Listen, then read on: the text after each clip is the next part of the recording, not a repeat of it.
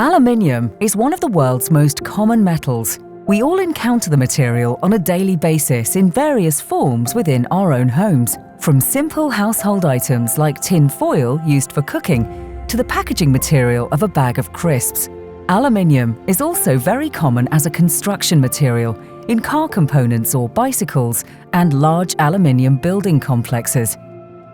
Aluminium can also be recycled indefinitely without losing its properties, and the quality of the material remains unaltered compared to other materials such as cotton, plastic, wood, glass, and many others.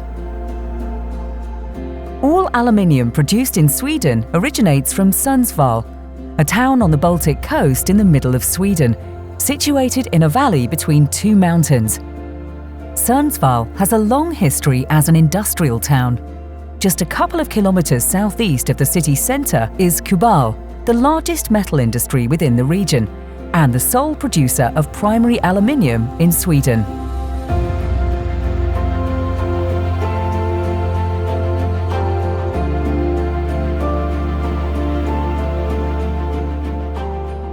The foundation of Kubal was laid in the year 1942 by Svenska Aluminiumkompaniet. In the beginning, there was an alumina oxide factory and a small smelter, also known as an electrolysis plant. The oxide factory was eventually shut down, and the focus shifted to producing primary aluminium. The original electrolysis plant is still in service, and today goes under the name of Plant 1. In the 1960s, a new plant was initiated and given the name Plant 2. With the addition of a new and bigger smelter, the capacity for producing aluminium was greatly boosted. The facility and the company has changed owners a couple of times during its history. One of the more noticeable was Gränges. However, the present owner is RUSAL. RUSAL is one of the world's largest producers of aluminium, with more than 60,000 employees. Plant 2 is still one of the longest buildings in Sweden ever made. The large investments in adding Plant 2 and changing to pre-bake have resulted in both higher production capacity and substantial environmental improvements. The production capacity has increased from the initial 2,000 tons to today's 135,000 tons. Kubal is today a multicultural company with about 450 employees from around 20 different countries. The company offers many different workplaces and roles, together forming a competent team with great know-how in aluminium production. With the technological development of the aluminium production process, the employees undergo constant development in their professional roles.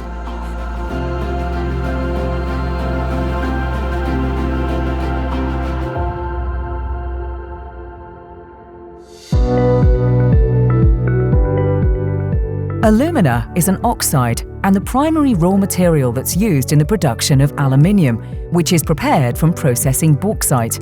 Bauxite is the third most common matter on the planet, and it's rich with aluminium. Aluminium oxide is delivered by ships at our port, some 30 times a year.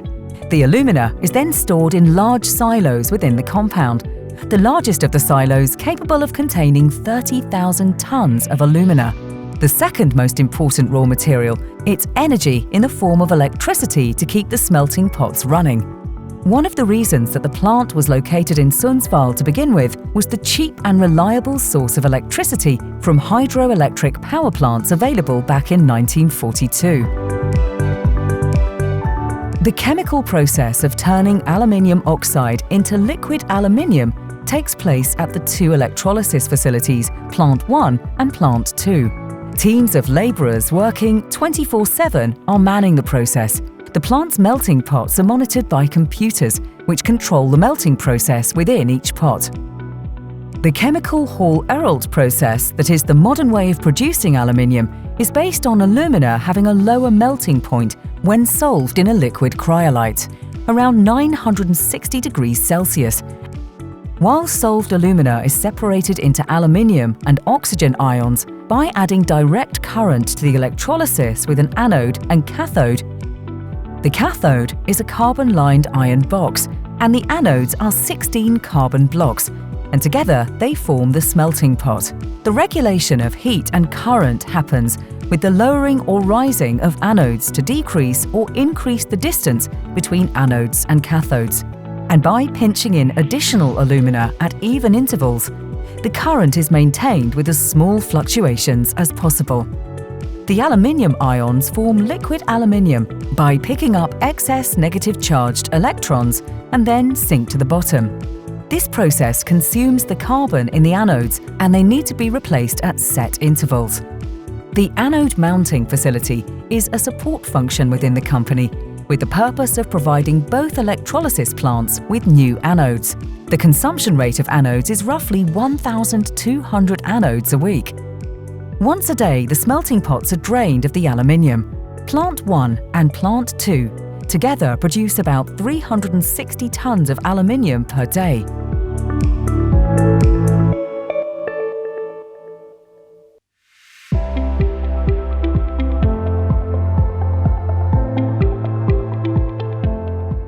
The final end of the line within Kubal for aluminium is the casting house, a foundry where the employees produce ingots which are later sold to Kubal's customers. There are 5 different furnaces at the foundry, 2 of which have the capacity to remelt and process finished ingots. Before being turned into finished ingots, the aluminium is alloyed and analyzed. During casting, the liquid aluminium passes through a filter and argon is added. Argon is an inert gas, which bubbles in the liquid metal much like fizzles in a can of soda, and by doing this, it removes some of the hydrogen from the liquid aluminium to meet the requirements from our customers. A ceramic filter removes metallic and non-metallic particles from the aluminium, so-called inclusions. Every day, aluminium smelt is shaped and cooled at the casting house with one of the 300 different alloys we can produce to any of the 4 different dimensions of ingots. The casting house is in operation every day of the year, just like all the other production facilities. Around 300 trucks and 50 fully loaded railway wagons leave Kubal with aluminium ingots in different sizes and alloys every month. This is roughly half of the Swedish consumption of aluminium in a month. Half of all the aluminium produced at Kubal remains within Sweden, and the other half is shipped to Central European countries.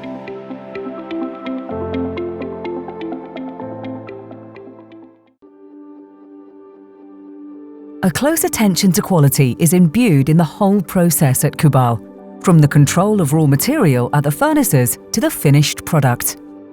At the factory laboratory, analyses of raw material used in the production are being made continuously. As an example, the first quality control is carried out on alumina before it goes to the electrolysis plant.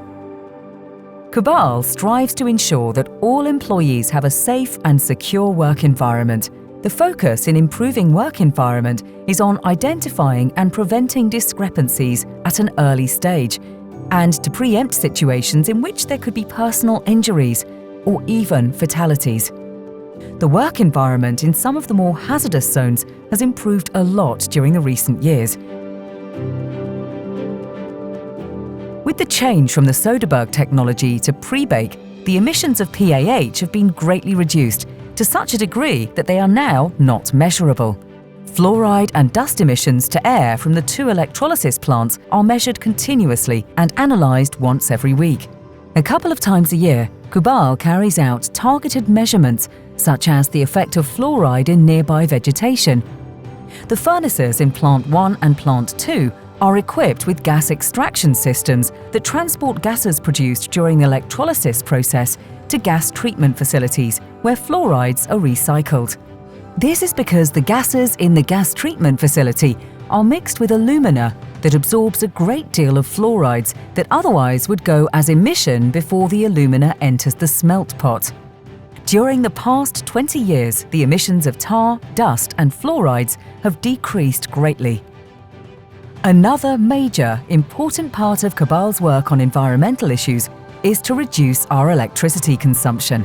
Today, Kubal uses about as much energy as a major cellulose factory. There are continuous improvement projects to optimize our production to be more energy efficient.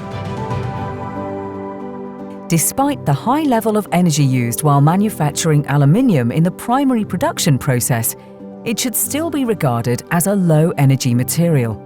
This is related to the energy that is saved when using aluminium compared to using any other material due to its low weight and its recycling capacity.